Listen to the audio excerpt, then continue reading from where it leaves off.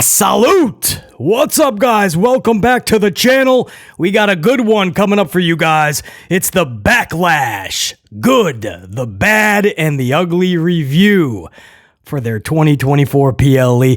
If you're new to the channel, if you're not familiar with how we do these reviews for the PLEs, the rules are simple. Every single match on the main card is going to get a tally. It's going to be reviewed vividly, and each match will wind up in one of these three columns. Good, which is what we're hoping for. Bad, hopefully not.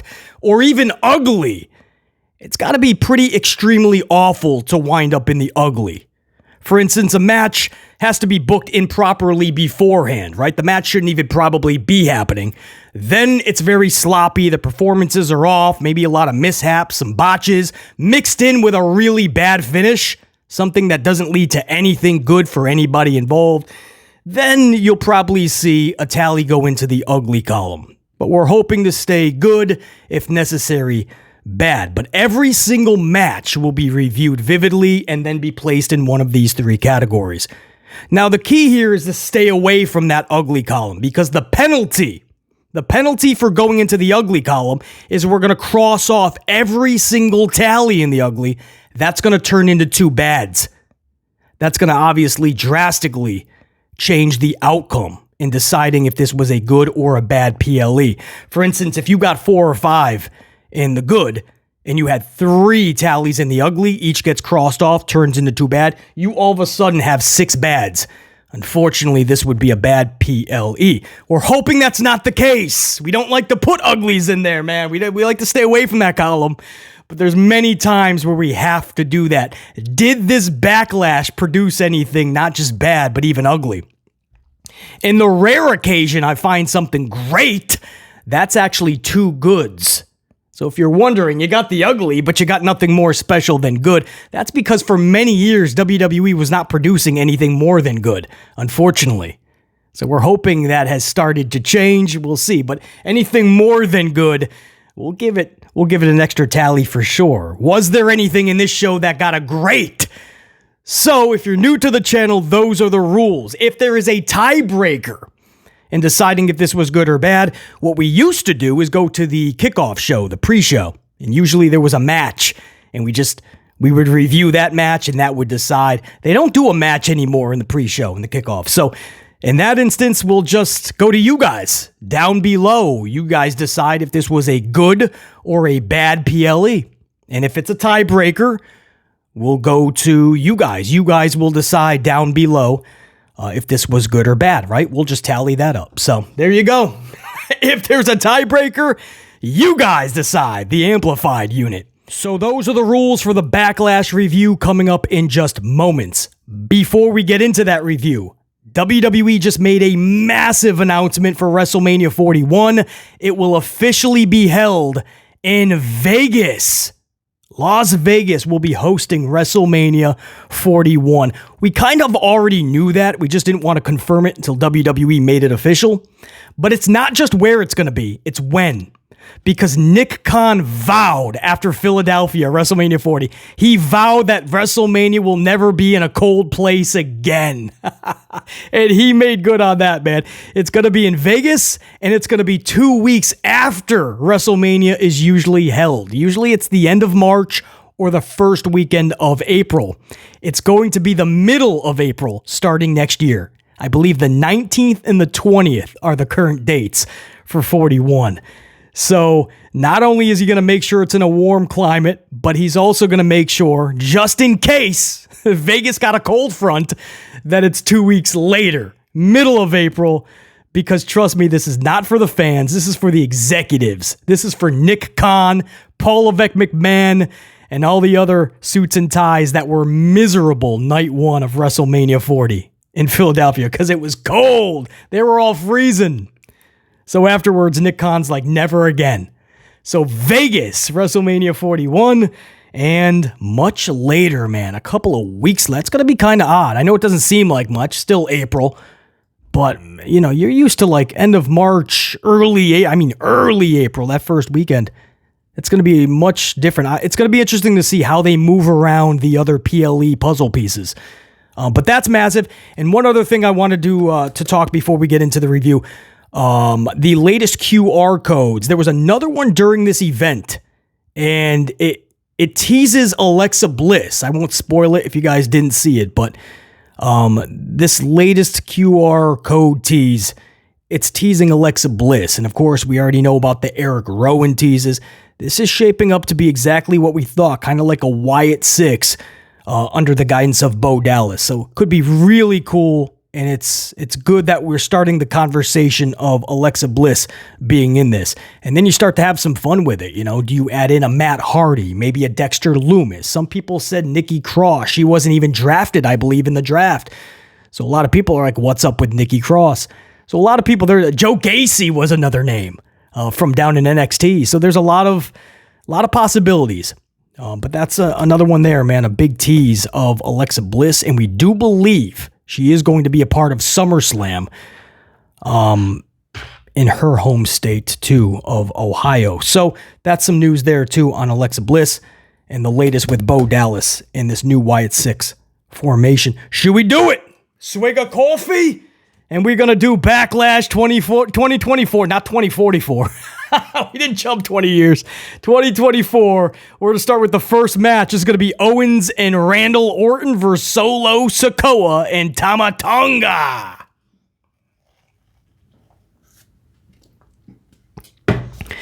All right, so match number 1. These four start annihilating one another before the bell even sounds off. They just started. You had suits and ties, referees. Was it Nick Aldis or was it Adam Pearce? I think it was Adam Pearce. No. It's SmackDown. So it was Nick Aldis. That's what it was. It was Nick Aldis. He comes out and he's like, fine, you know what? Because there was no order at that point. I mean, they were and they guys like Tonga and Kevin Owens were just going at one another. And it reminded me of like Nia Jax and Charlie Flair, how neither wanted to sell for the other. So they just kept going on offense until the other finally said, fine, I'll take your offense. And none of them were selling. So you kind of got like a realistic approach to it. And with Tonga and Kevin Owens, nobody was selling. They were just throwing bows at one another. So it was just so realistic. It was so refreshing. And you forget like the match wasn't going at that point. You were into the brawl itself. So Aldis comes out and he says, fine, you don't want to abide by any rules? That's fine. This is now a street fight. So he turns it immediately into a street fight, and that turned everything upside down. I went into this match kind of like take it or leave it, right? It's not something I need to see. It's not something I was just waiting for weeks to see, but all right, it could be good, right? But once they made it a street fight and seeing it set up by the brawl that they just did, I was like, let's do this. And sure enough, guys, Owens and Orton put the whooping to Solo and Tonga. I am talking trash can shots to the dome piece, welt-inducing kendo stick shots. Tables were being shattered. And I want to go back to the kendo stick shots, by the way. These things were leaving welts. The rest of the match, most of this match, Tonga had welts. That could basically the size of California to Maine. These were welts that were on Tonga's back from Kevin Owens just whacking him with that kendo stick. So that's what I mean about the physicality and the believability in it. And then there was an incredible spot where Solo and Orton, they're at the top of the commentary table. So Solo is about to deliver a spike to Orton. They're both standing on the commentary table. He goes to deliver it. Bam! Out of nowhere, RKO Solo on the commentary table. Maybe it was supposed to break, but it didn't, so that's an even harder landing for both. But Solo just got dropped by that RKO. Back inside, Owens hits Tonga with a brainbuster suplex through about 57 chairs. Slight exaggeration. Same badass spot though, man. Just visualize that. They're up on the ropes. There's all these chairs and you got this buster suplex dropped on his dome piece. I mean, the action, man, it was vivid. Then Tonga Loa debuts, the brother of Tonga, a gorilla of destiny, a new member to the Bloodline. that would set up a Solo spike to KO. Solo then pins Owens for a huge W. And if you're wondering, that did not snap Solo's 40-plus losing streak. He actually won a couple tag matches over the weekend with Tonga. So finally, the 40-plus in a row losing streak of Solo Sikoa has been snapped. But it was not this W that did it. But this is 3 in a row now. It's all tag team matches, but it's still 3 in a row. So now we're starting the winning streak. Maybe this will rectify the 40-plus losses. But this was a definite big W. This is probably one of his biggest W's of Solo's short career so far. Obviously, the biggest being John Cena. Unfortunately, after that, nothing was done with Solo. So maybe this big W will not go to the wayside. And again, a new member to the Bloodline, and it was not Jacob Fatu. A lot of people still expecting Jacob Fatu, and it's Tonga Loa that shows up. Wow. And that was the start of the show, guys. I don't give away great tallies in these columns often. I just don't. I mean, it has to be really good for many reasons for me to give 2 goods on one single match, segment, or even promo. I mean, it has to be just next level and beyond. So I don't give away greats often, right? It's not candy at Halloween. However, this was great for several reasons. Number 1, the physicality. All 4 did not phone it in. They tried to steal the show from the jump. I cannot help but give that the biggest of adulation, the biggest of applause. I mean, that's awesome. From the jump, let's just try to steal the show. We know we got Cody and AJ to end the show. That's probably going to steal it, but let's not just curl up in a ball and let them do that. Let's challenge them, right? Let's steal the show, and that's what they did. So I love the fact that they did not phone this first match in. They went all out. Number 2, it was the perfect start to the event. These 4 having a regular wrestling match is just not believable. This was realistic. These 4 in a street fight, that made this match pop off from the jump. Number 3, a new member to the stable is a major headline. So even after the match and the excitement and all the action and everything that happened during it, you have a major headline too going forward. You have a new member to the biggest stable in WWE, or at least at one time was. Definitely more vivid than the Judgment Day. And now you have a new member. That's massive. So you had a little bit of everything in this. When it was all said and done, you're like, that's the first match? How is anything going to follow that? Guys, I absolutely am giving that a great, which is not just 1 in the good column. That is going to be 2 goods. Same thing as an ugly would turn into 2 bads. So, match number 1. And again, if you're new to the channel, I really do not give away greats easily. And I'm not saying it's the most epic of matches I've ever seen. I'm not saying it's the most epic of situations. But it was all of these good things coming together, wrapped up into one present with a nice bow on it, saying great. That was great. So good stuff there by all 4 individuals. Good booking, whether that's Paul Levesque McMahon or if anybody else had a hand in it. Maybe the agents went extra hard on certain things like the trash can shots to the dome piece, which is usually frowned upon. And these were some heavy duty shots too. Beautifully done on all accounts, top to bottom, beginning to end, start to finish. That first match goes into the great column. Now, can match 2 keep that rhythm going? Can match 2 keep the flow? Can match 2 keep the momentum? Let's find out. Match 2 was the Women's Championship match. Bayley, your champion, versus 2 challengers, Naomi and TiffyTime. Tiffany, Stratton. The crowd was hyped. This was just a big fight feel. One of the gnarliest spears I've ever seen, as Naomi spears Tiff through the ropes and onto the outside. And when they landed, Tiffany basically landed on Naomi. I'm talking gnarly, bro. Pretty badass. There was also a spot where Naomi was twerking with Tiffany between her legs. That's right. Think of that, please. It was pretty epic. Then you had Stratton dominating toward the end of this match. which was perfect because she should not be winning that title. But you have to make her look dominant, badass, right? Make people believe that at any moment she could have, right? She was just a step away from winning that title. So I love seeing Stratton dominate toward the end.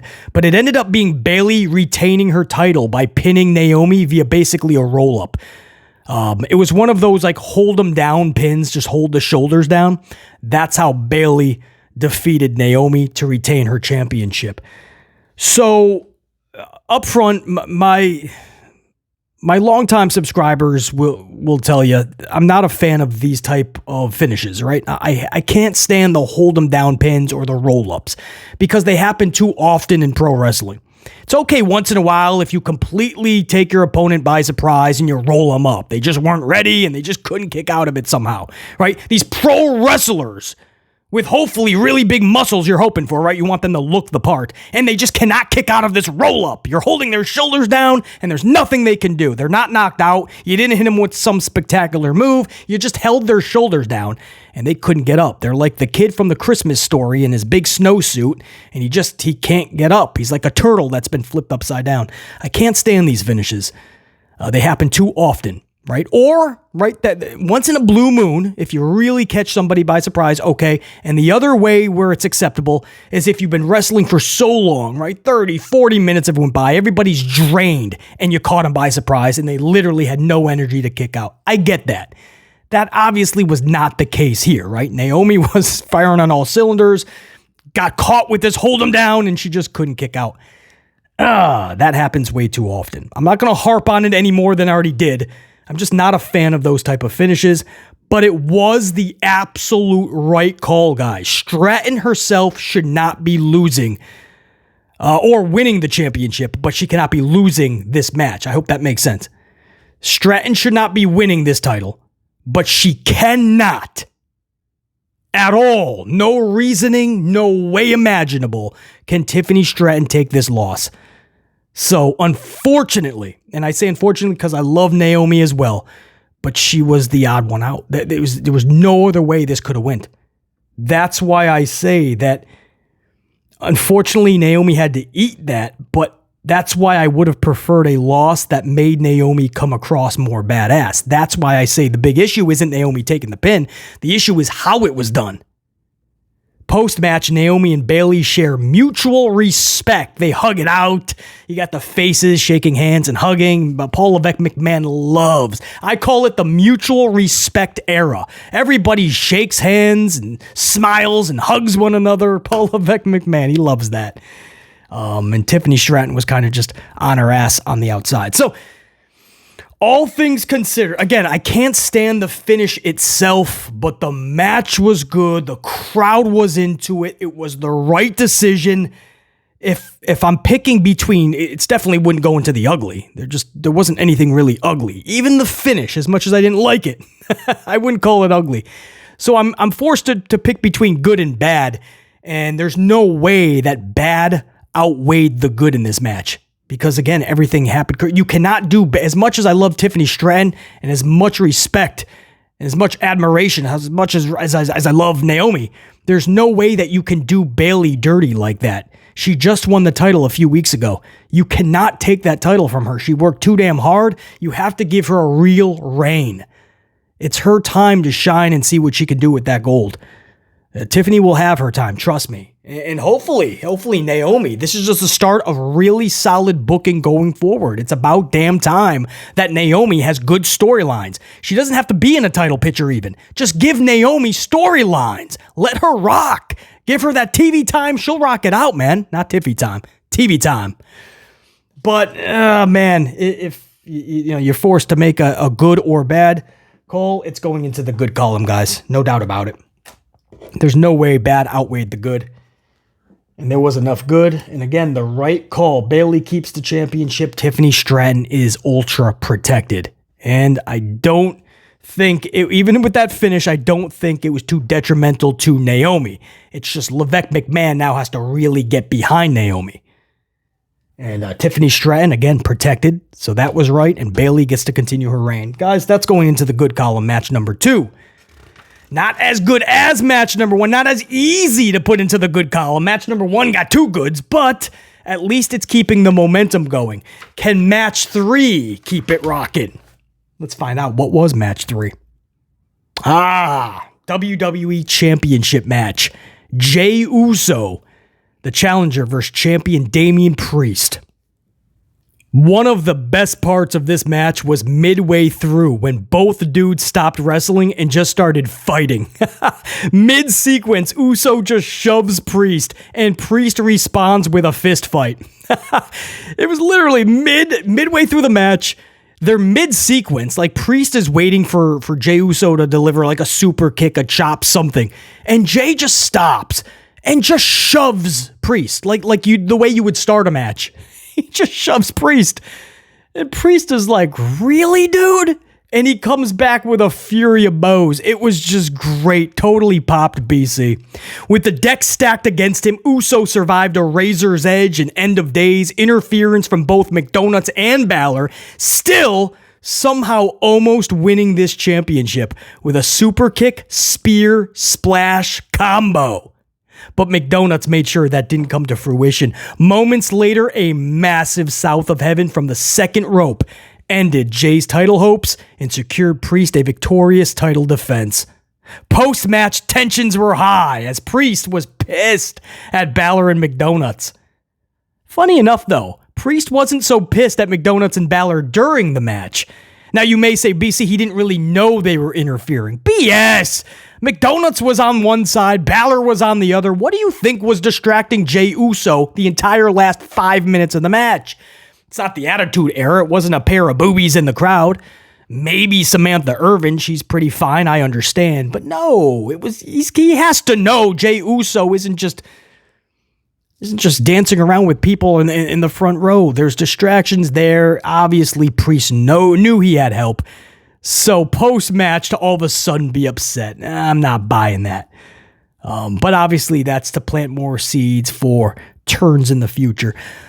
Listen, this was the right call. Obviously, Priest, just like Bayley, they just got that title. Now listen, I'm not a fan of giving Priest that championship when he got it in the first place. Drew won that. Boom, there you go. You got it. When CM Punk comes back, you do CM Punk and Drew McIntyre. That's it. But they had the briefcase. They didn't have Drew's contract. The I's were not, I guess, dotted. The T's were not crossed. So they gave the title to Damien. All right, well, now you have to give him a title reign, right? You have to see, right? Sink or swim. If there's a chance that Damien Priest is going to swim pretty damn flawlessly, then you have to give him a chance to. So there's no way Jey could win this match or this title. Sorry, not sorry. I know that's one of my favorite tag teams on the planet, the Usos. Much respect. Massive props to Jey Uso. There's no way he could have won that title last night, guys. There's just not a chance you can do Damien Priest dirty like that. As it is, I just don't see Damien Priest holding that title very long. Some people even think probably Drew's going to get it in Glasgow. What is it, the Clash at the Castle? Somehow Drew gets the title back just in time for Punk to come back and set up that for the title. So, I don't know. There's so many scenarios, but this was the right call to BC, and I just love the hype. This is Jey Uso, Damien Priest. Again, a lot of people like BC didn't even see Damien with that championship, much less going against what many still believe is a tag team guy, Jey Uso. But WWE did really good in hyping this. Jey Uso did so good, making people believe he could win that title because he truly felt it. He believed it. Character-wise, he believed that he was going to do it. You know, you believed him, so it was easier for you to believe. It was just, I don't know, the hype was actually really good. I wasn't that big into this match, but I understood why a lot of people were. They did really good with the hype. So top to bottom, I don't see a lot of bad in this. This was absolutely good. Match number 3 goes into the good column.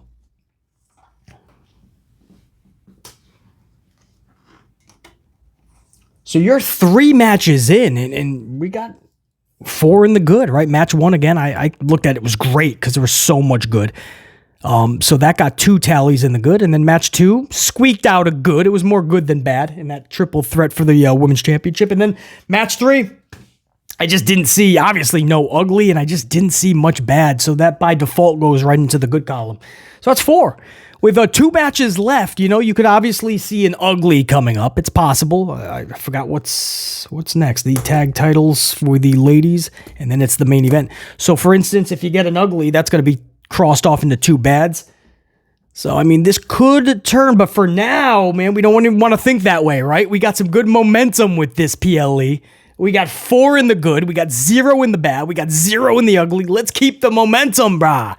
Match number 4 was for the tag team titles. It was the Kabuki Warriors, your current champions, Asuka and Kairi, versus your challengers, Bianca Belair and Jade Cargill. Now, they decided to go fast-paced throughout. I completely respect that, but they're so unevenly matched that much of this was very sloppy.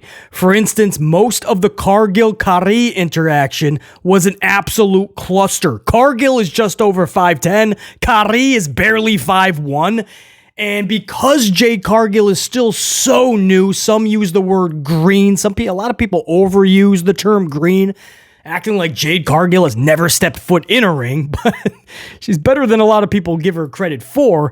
It's just, for one of her first matches as a calling card to the audience, to the fans, you probably don't want her that unevenly matched.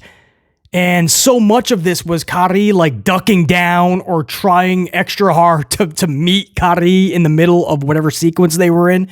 And that's what helped make this just very sloppy. So that's what I mean by unevenly matched. There was a good sequence, though, right at the end with Kairi and Jade. Jade putting up what I still call the glam slam, and I mean muscling Kairi into this glam slam in honor of Beth Phoenix. There's so many variations and names for it now, obviously, but I got to give that props to Beth Phoenix. But muscling Kairi into this reversal, into the glam slam, it was so beautifully done.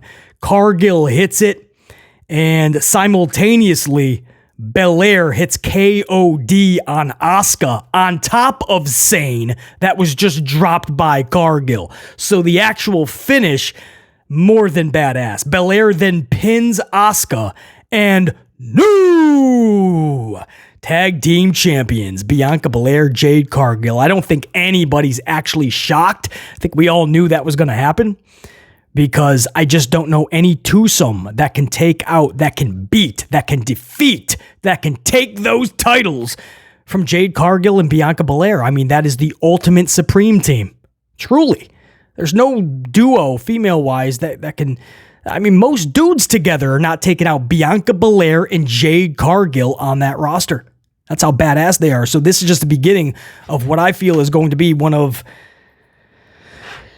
the best title reigns we've seen in a long time. Or they could just use this as a setup for Belair to turn on Jade, or vice versa. It's possible. This is just a transitional, but you could theoretically, HHH likes long title reigns too. So you could see them hold those titles for a very long time. The problem is going to be, you're going to run out of duos. I mean, already in that tag team division, there's not a duo that can beat them. We know that, right? I mean, who are you going to throw at them? Chelsea Green and Piper Niven? As much as I love them because they're so good and they love this so much, they're always practicing their craft and trying to get better. But Chance and Carter don't stand a chance against them. Fire and Dawn? I just don't know what duo you would actually put together. You would have to make your own kind of supreme dream team, right? You would have to put together a Becky and a Charlie again, for instance. Sasha Banks would have to come back, right? Sasha and Bayley have to get together while Bayley's holding that title. You'd have to form another dream team because it's Jade Cargill and Bianca Belair. It's just, they're too badass. So my point is, I think we all knew that was the outcome.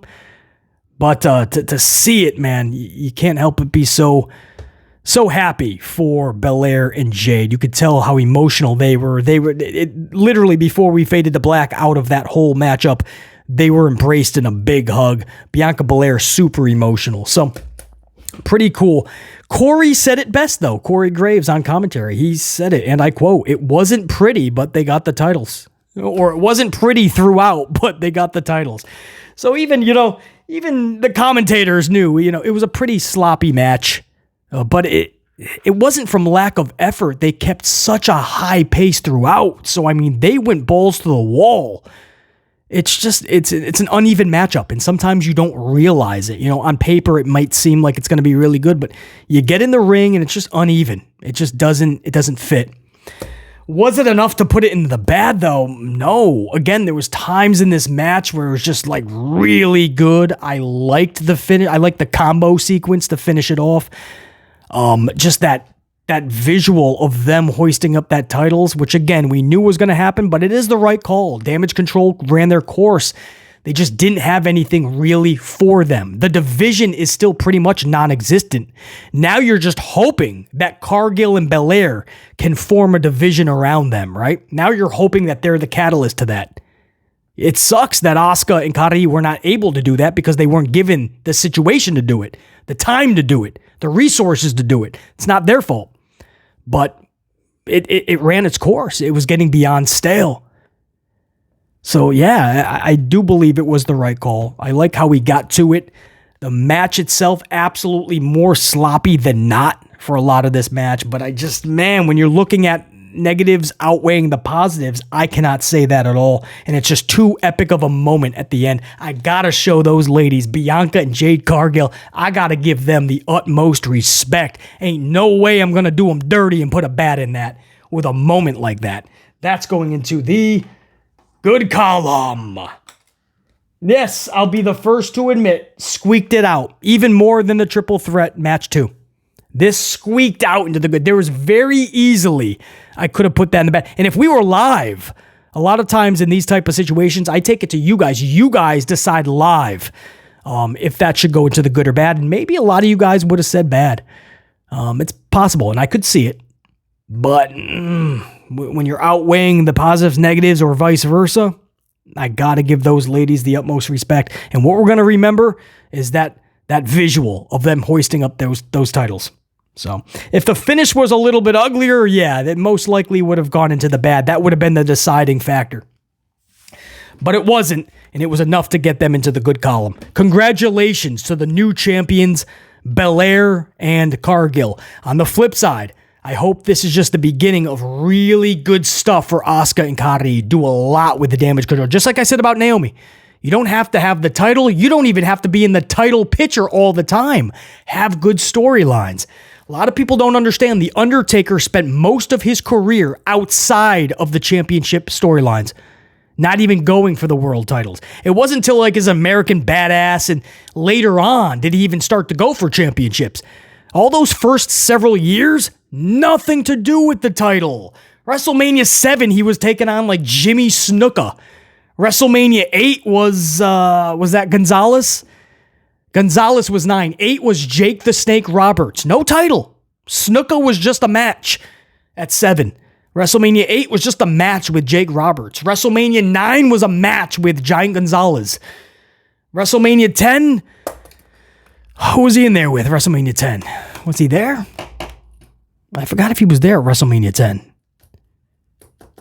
WrestleMania 10. WrestleMania 11 was Bam Bam Bigelow took on LT.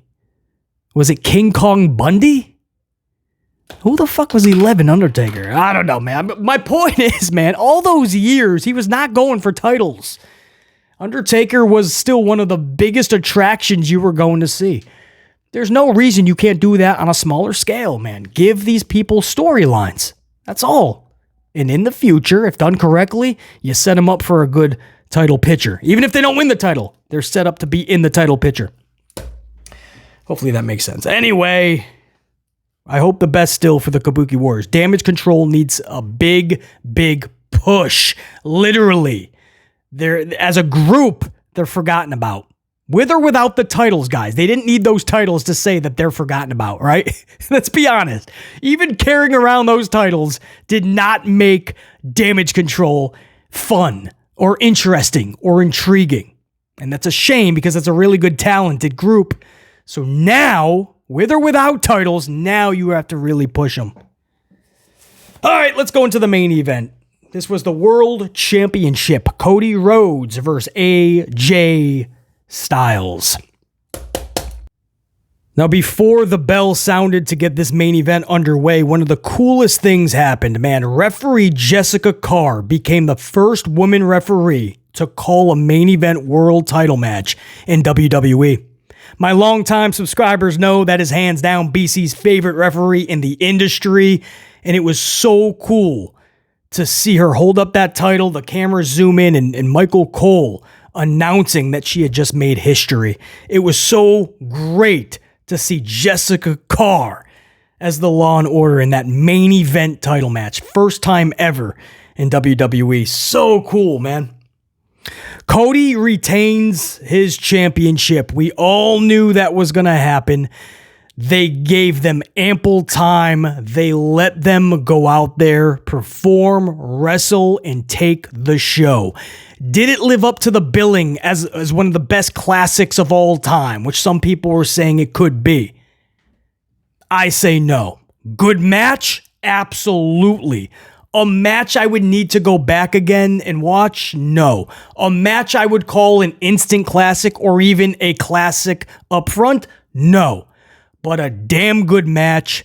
AJ Styles gave it his all. Cody Rhodes shined yet again. They worked well together. But using words like classic and match of the year candidate, words like that, can we just give it a rest and just say, hey, it was a good match? Just because a match gets more than 15 minutes or more than 20 minutes doesn't automatically make it an instant classic, guys. Just doesn't. There's just no way around it. I watched this match top to bottom, beginning to end, start to finish, and my conclusion was, hey, good match. But I know some people just go overboard with it, and it wasn't anything more than a good match. Cody retains via the Cody Cutter Crossroads combo, and they both were highlight reel worthy, by the way. Completely overshot AJ on the cutter. AJ just caught enough of him.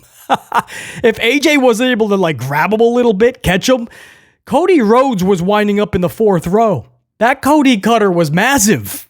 Thankfully, AJ was able to catch some of them, and he took it as best he could. And then the Crossroads was just straight up fierce. It's the only word I can come up with. It's the word I used in my notes. Absolutely fierce Crossroads. There was some extra oomph in that Crossroads, man, and you just knew it wasn't going to take another one. AJ was looking up at the lights. He going to stay there for a minute. Cody Rhodes wins this match, pins AJ Styles clean, retains his championship, and Cody's first title defense is a success. And still, guys, there was nothing bad. Forget ugly. There was nothing bad at all in this match. It was good throughout, like I said. I'm just not using words as great, classic, match of the year. If you want to, that's fine. Eyes of the beholder, it's your prerogative. I'm just, as a very vivid reviewer of professional wrestling, you got to be honest, right? Amplify truth. It was good. There's no way I can give it more than that. The pacing was a little off at times. The crowded frame, right? People are going to say, but BC, you got to give France 10 greats. Just give them 10 goods in the column, BC. France, the crowd, the fans. To a point, absolutely. I love the noise. I love the passion, all that. First of all, let me give that matchup the respect that it deserves. That was good. It was a good main event, a good matchup, good finish, right call. Nothing more than that. Nothing great was in this main event. And then we just went off the air. So that is going to be 6, right? Match number 1 got 2 goods. And then the remaining 4 matches all got a good. So 6-0. This was pretty much an ass whooping. This was a straight out clean sweep for the good guys. This was a 6-0 board. But what I was saying just a second ago too is the crowd. Yeah, man, it's so great to have that energy and that passion, right? and the chants and the applause. I mean, right? When you see and you hear that type of crowd, it does something to you watching wherever, in the bar, on your couch, wherever. You kind of get energized. You're watching something more special than when you're watching and listening to an audience that's pretty much sitting on their thumbs, right? It seems like it's the last place they want to be, is that pro wrestling show. So on that hand, absolutely, France, salute, you rocked out. On the other hand, there is a line where it just becomes a little redundant, a little like now you're taking away from the match. Like there were certain chants that they were chanting throughout the night non-stop. And I was like, oh my God, can we stop that for like 4 minutes? Can we get 4 minutes of a breather between that same chant that you have chanted 185 times? There's those moments where it's like, they're trying to actually deliver like a really good sequence, or it's a climax of the match, and they're singing a song. Just like I understand, it's like a soccer crowd, and so it's a little bit more like it's a little bit, they need a lot of attention, right? I mean, they're constantly chanting and constantly singing, and they just, you question, are they really enjoying every moment of it? Or did they just come to party? Which again is really fun on one hand. And on the other hand, it's kind of like there's so many times in these matches where it's just like, wait, the chant or the sing-along, it didn't match up with what was going on. I hope that makes sense. I know it's frustrating for the performers to a point too. They'll always tell you how it energizes them, and they love it, right? The last thing you want to hear is crickets. The last thing you want to hear is silence. So they don't care what it is, as long as they're making noise. But it's not just the promos that the wrestlers can get frustrated, right? When they're really trying to deliver a promo and they're singing a song. You see that when they're in different countries on Raw and SmackDown, and they're trying to deliver like a real promo, sincere, and the crowd just hijacks it. It's great they're making noise. On the other hand, you're like, dude, man, let me spit this out. Well, it's the same thing with the wrestling. You're trying to tell a story in there as if you were with a microphone with your words, through your actions, your moves, right? That's what wrestling matches are. They're telling a story, but a lot of the crowd reaction doesn't really match it. I hope that makes sense. So, as somebody that is a good at what I do, critique, reviewer of pro wrestling, that's something that I noticed throughout this event. So I'm not going to give them 10 greats. Thank you for the passion. Thanks for the energy and all that. But I can't BS you guys. You need a break from those type of crowds too, though. It's a little much. It's a lot of attention that they need. I don't know what it was, man, but and you got to get more chants, get new ones. It was just the same ones on repeat. It's like they have about 3, 4, maybe 5 chants, and they just freaking ran through them nonstop.